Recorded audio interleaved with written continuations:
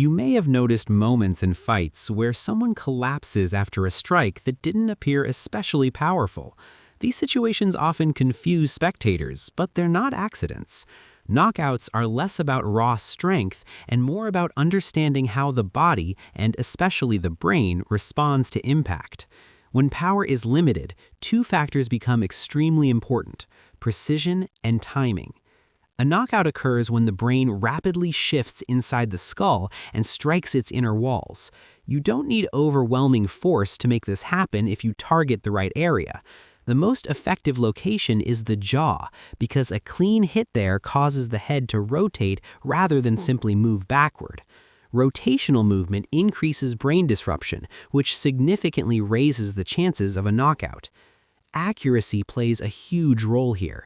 When throwing punches, proper contact matters just as much as where you land.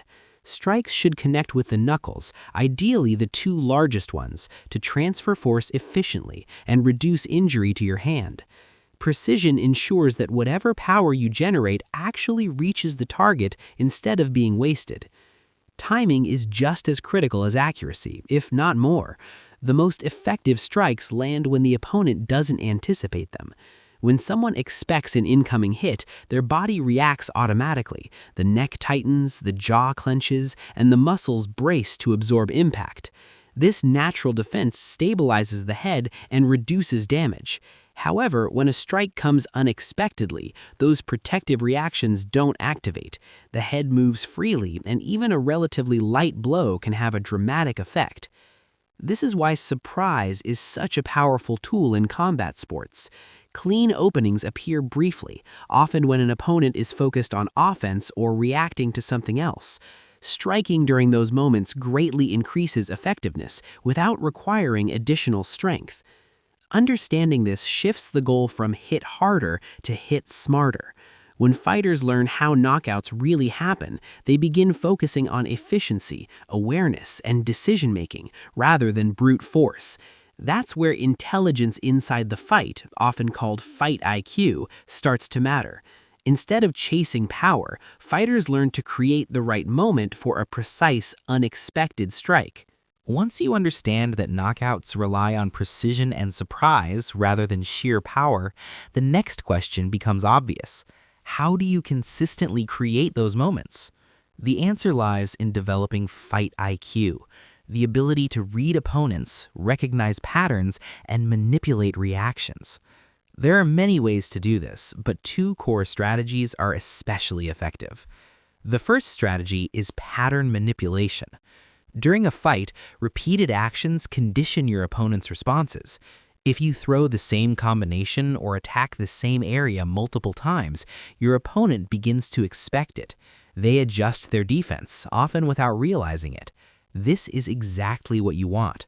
Once that expectation is firmly set, you suddenly change the pattern. That break in rhythm creates hesitation, and hesitation creates openings.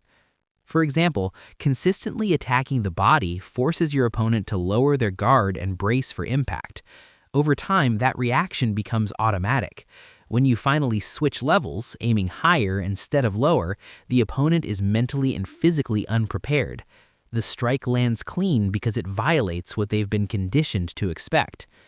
The second strategy involves triggering predictable reactions. Every fighter has habits. Some slip to one side, others raise their guard high, and some lean back when pressured. By observing carefully, you can identify these tendencies and use them deliberately. Instead of attacking randomly, you throw techniques designed to provoke a specific response. For instance, if an opponent consistently slips away from a straight punch, you can fake that punch without fully committing. When they move exactly as expected, they open a new line of attack.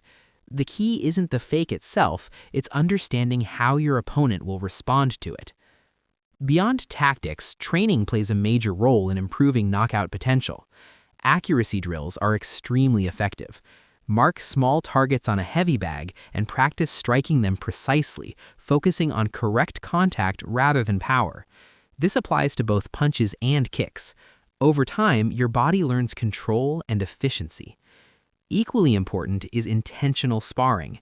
Many beginners spar on autopilot, throwing techniques without thinking.